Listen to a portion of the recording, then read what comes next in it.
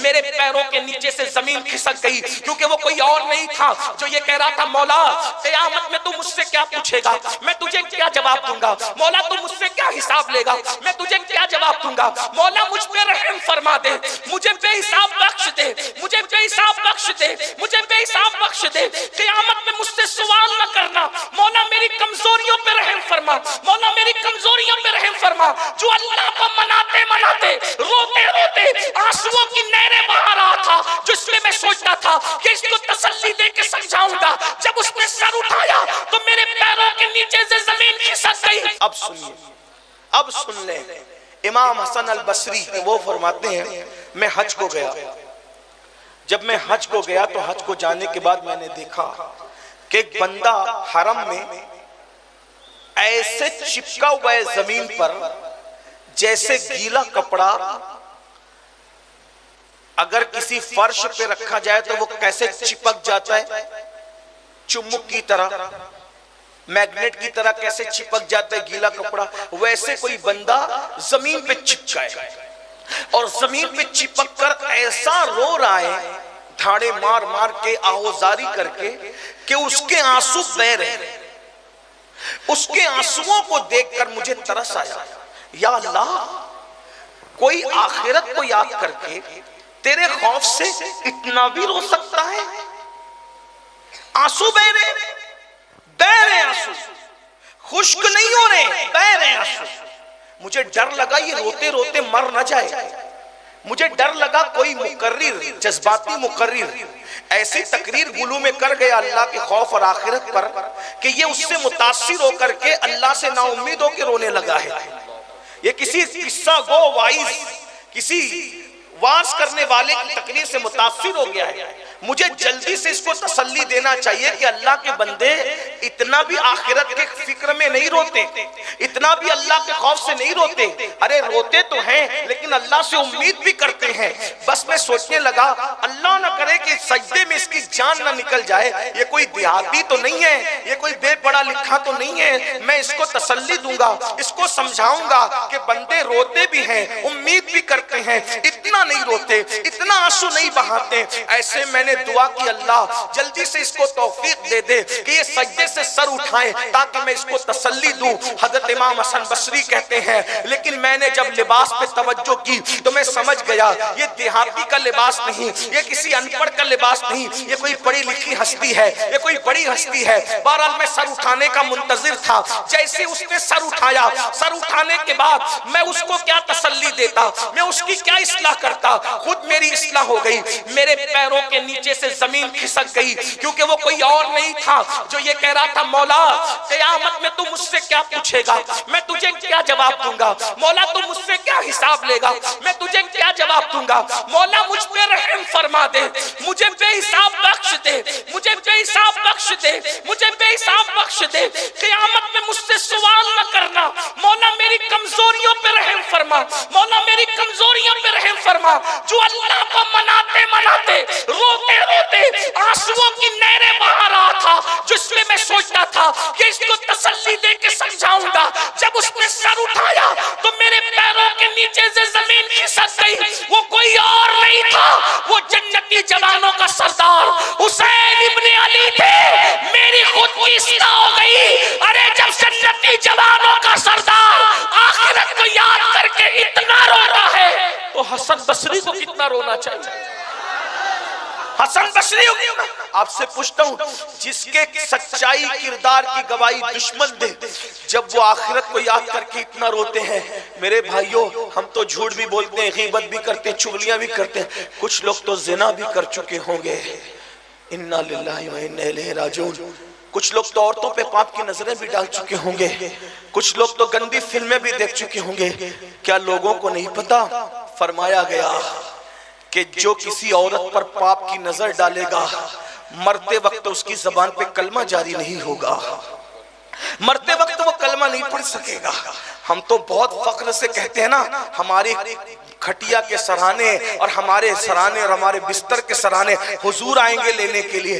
हुजूर मुझे और आपको लेने आएंगे। अगर उनका करम है तो उनका करम है, तो उनके करम की बात है, लेकिन हकीकत तो यह कि अपने अमाल ऐसे नहीं। मेरे भाइयों, अपने जनाजे को दफन करने लोग आ जाएं, यही एहसान होगा। हमारा हाल तो ये, एक बुजुर्ग थे जो दुआ करते थे, अल्लाह जब मुझे मौत देना तो ऐसी जगह देना जहां कोई मेरी जान पहचान का ना हो, मुझे ऐसी जगह मौत देना जहां मुझे कोई पहचानता ना हो। तो किसी ने कहा ये अजीब सी दुआ है कि कोई पहचानता ना हो।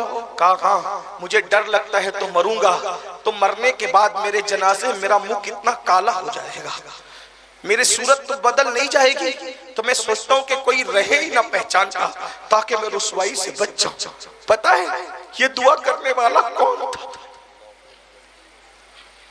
जो ये दुआ कर रहा था कि कोई मेरी जान पहचान का न रहे, मुझे जंगलों में अजनबियों में मौत आए, कि मुझे कोई पहचाने ना।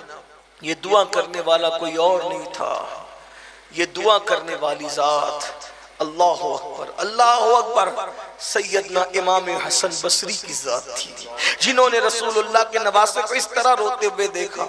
और कैसे लोग थे, मौला अली ने उनको खिलाफत दी थी, मौला अली ने खिलाफत, मौला अली के खलीफा थे वो। मौला अली ने उनको रसूलुल्लाह का वो जुब्बा जो हुजूर मेराज पर पहन के गए थे और मौला अली को दिया था, मौला अली ने वो जुब्बा इमाम हसन बसरी को दिया। बाद में वो गरीब नवाज तक आया, और फिर बाद में अल्हम्दुलिल्लाह हमारे पड़ोस में खुलदाबाद शरीफ है, जहाँ सैयद ज़ैनुद्दीन बाईस ख्वाजा का आस्थाना है, वहाँ वो जुब्बा अभी भी मौजूद है। रबीउल अव्वल शरीफ की 12 तारीख को उसकी ज़ियारत कराई जाए। आपसे पूछता हूँ, जिनकी कभी नमाजें न छूटी वो इस तरह से दुआएं करते हैं, और हम लोग हैं, हम कहते हैं हम तो जन्नत में जाएंगे। ये सादिक साहब का चेहरा देखो, अमीन साहब का चेहरा देखो, फौला साहब का चेहरा देखो, और तुम जन्नती हो गए, जन्नत में चले गए। फजर पढ़ो ना पढ़ो, ऐशा पढ़ के आए थे नहीं पढ़ के आए थे, फजर पढ़े, इनका चेहरा देखो जन्नत में, उनका चेहरा। मेरे भाइयों, जिनके चेहरे दिखाकर जन्नत बांट रहे हो, क्या इन लोगों का भी जन्नत में जाने का कोई सबूत है आपके पास? बताओ तो सही ना, बताओ। इमाम हसन बसरी ने राबिया बसरी, हज़रत राबिया बसरी ने इमाम हसन बसरी से पूछा, हसन बताओ राबिया जन्नत में जाएगी कि जहन्नम में? तो इमाम हसन बसरी ने कहा, मैं मेरे बारे में नहीं जानता, तेरे बारे में कैसे बता दूं? अंदाजा करें ये वो लोग हैं भाइयों, जुमा की 2 रकअत पढ़ के मस्जिद से भाग जाते हो और जन्नती हो, घमंड है जन्नती होने। मजमऊ ज़वाइद में अल्लाह के रसूल की हदीस से आका फरमाते हैं, जो अपने आप को कतई और यकीनी जन्नती तसव्वुर करे और अपने आप को कतई यकीनी जन्नती माने, मैं मोहम्मद ऐलान करता हूँ कि वो जहन्नम में जाएगा। अंदाजा फरमाए मेरे भाइयों, इसलिए तौबा करो।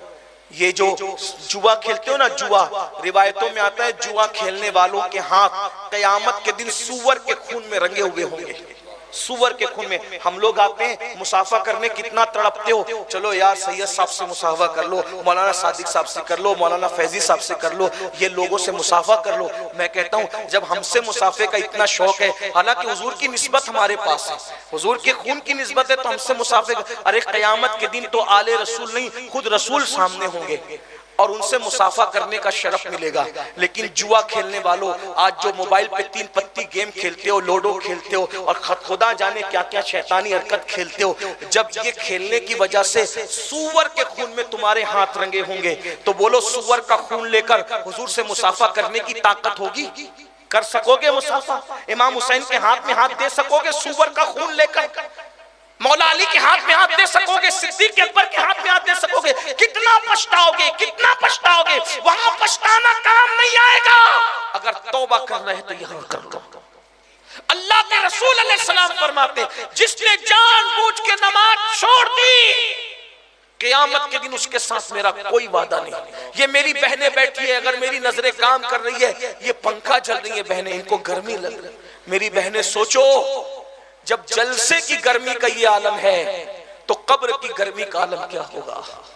आज तुम जलसे की गर्मी बर्दाश्त नहीं कर पा रही हो, कब्र की गर्मी कौन करता? मैं भी नहीं बर्दाश्त कर। कॉटन के कपड़े पहन रखे, अंदर से पसीना बह रहा है, पूरा मैं पसीने में भीगा हुआ, और दिल चाहता है कि जल्द महफिल खत्म हो तो कपड़े तब्दील की जाए। सोचो भाई, ये जलसे में लोग मोहब्बत से बैठे, प्यार से बैठे, फूल बरसा रहे हैं, इतनी इज्जत दे रहे हैं, ये गर्मी जलसे की बर्दाश्त, कब्र की गर्मी क्या? कब्र की गर्मी। और वहां कोई किसी की दादागिरी भी नहीं चलेगी, किसी की बाबागिरी भी नहीं चलेगी। बहुत सारे नेक और परहेजगार दुनिया में कहलाने वाले जिनके नाम के नारे लगते होंगे, उनकी लाशें कब्र में सड़ रही होगी, इसलिए कि दुनिया में नारे लगने का कोई मतलब नहीं, दुनिया की इज्जत मिलने का कोई मतलब नहीं है। भाइयों, ये तल्ख बातें, पता नहीं किस किस के जिस्म को कब्र के कीड़े खाएंगे, क्या तैयारी की है कब्र के कीड़ों से बचने के लिए। कुरान कहता है वल तंजुर नफ्सुम मा क़द्दमत लिगद वत्तकुल्लाह इन्नल्लाह खबीरुम बिमा तामलून। क़यामत के दिन के लिए क्या भेजा? वहां कोई डिग्री नहीं जाएगी। आप खतीब थे, आप मुफ्ती थे, आप आलिम थे, आप डॉक्टर थे, आप टीचर थे, आप इंजीनियर थे, कुछ नहीं। वहां एक चीज देखी जाएगी, बस एक डिग्री, अल्लाह को राजी किया या नहीं राजी किया। वरना कुरान कहता है अल्लाहु अकबर ज़ुक इन्नका अंतल अज़ीज़ुल करीम। उलमा मौजूद है, ये अज़ीज़ुल करीम का मतलब क्या है? कुरान कहता है ज़ुक और चखिए अल्लाह का अज़ाब। दुनिया में बड़ा इज्जतदार बनता, बहुत मुअज़्ज़ज़ था ना, बहुत बड़ा बनता था ना, तो ये चक अल्लाह का अज़ाब। कुरान कहता है आमिलतुन नासिबतुन तस्ला नारन हामिया। अमल करके आएंगे, मेहनत करके आएंगे, फिर भी जहन्नम में जाएंगे, क्योंकि उन्होंने अल्लाह को राजी नहीं किया होगा। मेरे भाइयों, कब्र के लिए क्या तैयारी की? हमें होटल पे बैठने का टाइम है, गेम खेलने का टाइम है, मोबाइल के लिए टाइम है, सब चीज के लिए टाइम है, अल्लाह के लिए टाइम नहीं, नमाज के लिए टाइम नहीं। मेरी बहनों से पूछो, मेरी बहनें कितनी नमाज पढ़ती? नहीं पढ़ती। किसकी कनीज है? सैयदा फातिमा की। सैयदा फातिमा क्या थी? पूरी पूरी रात सजदे में गुजारती, पूरी पूरी रात सजदे में गुजार देती, और जब सुबह होती थी तो सर उठा के कहती थी अल्लाह तूने रात इतनी छोटी बनाया कि तेरे नबी की बेटी फातिमा दिल खोल के सजदा भी ना कर सकी। बताओ, सूद के धंधे कर रहे हो, बैंक से लोन ले रहे हो, हराम कर्जे उठा रहे हो, और पूरे हिंदुस्तान में तो इस वक्त एक मुहिम चली है, औरतों को कर्जा दो, मर्दों को कर्जा दो, इनको कर्ज के तले दबाओ और दबाकर फिर इनकी औरतों का मिसयूज करो, गलत इस्तेमाल करो। आप क्या समझ रही? बचत गट की लानत पूरे हिंदुस्तान में फैलाई जा रही है, और धीरे धीरे उसके जरिए से सूद में तुम्हें मुब्तला किया जा रहा है। बता नहीं उलमाए किराम उस पर क्या राय पेश करेंगे, लेकिन इतना जरूर कहता हूं, ये कर्ज दे करके बाज़ाब्ता तौर पे तुम्हें फांस कर तुम्हारी औरतों का इस्तेहसाल करने का प्लान बन रहा है। अल्लाह के बंदो, मेहनत करो, हलाल कमाओ, हलाल रोजी की तरफ तवज्जो करो, और वक्त निकालो नमाज के लिए, इबादत के लिए। इमाम हुसैन ने जाते जाते जो आखिरी काम किया वो सजदा किया। सजदे को कभी मत छोड़ो। इमाम हुसैन ने बता दिया मेरा वही है जो सजदा करने वाला है, जिसका सजदे से ताल्लुक नहीं उसका मुझसे कोई ताल्लुक नहीं। इसलिए मेरे भाइयों, हमें चाहिए कि हम तौबा करें, अपने गुनाहों से तौबा करें, सुधरें, सौरें, अपनी जिंदगी में इनकलाब पैदा करें। और ये भी मैं जलसे के मुंतज़िमीन से कहता हूं कि भाइयों, जलसा जल्दी खत्म करो ताकि लोग जल्दी घर जाके सोया करें, फजर पढ़ा करें। देखिए जलसा हुआ, अभी 2 बजे रात को जलसा खत्म होगा, जो नहीं पढ़ते वो तो जाके सो ही जाएंगे, जो पढ़ते हैं आज उनकी भी छूट जाएगी, कौन जिम्मेदार होगा? याद रखना, करोड़ों जलसे एक पढ़ने में रखे जाएं और फजर की नमाज का एक सजदा एक पढ़ने में रखा जाए, दोनों बराबर नहीं हो सकते। सजदा सजदा है, इबादत इबादत है, नमाज नमाज है। हजरत ख्वाजा नसीरुद्दीन चिराग देहलवी फरमाया करते थे 70 साल गार में बैठकर इबादत करने से वो नहीं मिलता जो एक वक्त की फजर की नमाज पढ़ने से अल्लाह अजर अता फरमाता है। ये नमाजों की शान है, इसलिए नमाजों की कद्र करो, नमाजों की अहमियत जानो। अल्लाह पाक से दुआ है अल्लाह हम सबको अमल की तौफीक अता फरमाए, और तालीम पर भी तवज्जो करो, तालीम को आम करो, अपने बच्चों को पढ़ाओ लिखाओ। इमाम हुसैन के घर में कोई भी जाहिल नहीं था, कोई भी अनपढ़ नहीं था, पूरा घराना पढ़ा हुआ था। इतने पढ़े लिखे थे कि सारे पढ़े लिखे इनके पास आकर के पढ़ा करते थे। इमाम आजम इनके पास आके पढ़े, इमाम शाफी इस खानदान के पास आके पढ़े, इमाम अहमद इब्न हम्बल इस खानदान के पास आके पढ़े, इमाम मालिक इस खानदान के पास आके पढ़े। ये खानदान ही पूरा पढ़ा लिखा था। हम लोग जहालत की वादियों में है। अच्छे स्कूल कायम करो, अच्छे मदरसे कायम करो, और दीन की इशाअत करो, दीन की तबलीग करो। कोई भी गुनाह ना करे, जो आज तक से पहले तक गुनाह करते थे सच्चे दिल से तौबा करे, और आज से ये अहद करके उठे, या हुसैन मेरे मौला आपको नमाज पसंद, आपके नाना की आंखों की ठंडक नमाज है, आज से हम कभी नमाज नहीं छोड़ेंगे। बोलो ना, इमाम हुसैन की मोहब्बत में कोई ये वादा कर सकता है? जरा बताएं हाथ उठा करके अल्लाह रसूल को गवाह बनाएं। इमाम हुसैन से मोहब्बत करते हो ना, बताओ जरा बताओ, लोग भी सब गवाह हो जाए कि इस जलसे में हो क्या रहा है। सुभान अल्लाह, जरा उठाएं, दोनों हाथ उठाएं। हाँ माशाअल्लाह, देखिए फरिश्ते भी गवाह हो जाएं, आप भी सब गवाह हो जाएं, एक दूसरे को गवाह बना लें। नमाज की पाबंदी होगी इंशाअल्लाह, इंशाअल्लाह। अगर ऐसा हो गया इनकलाब आएगा। अल्लाह पाक की बारगाह में दुआ है, अल्लाह हम सबको समझने की तौफीक अता फरमाए।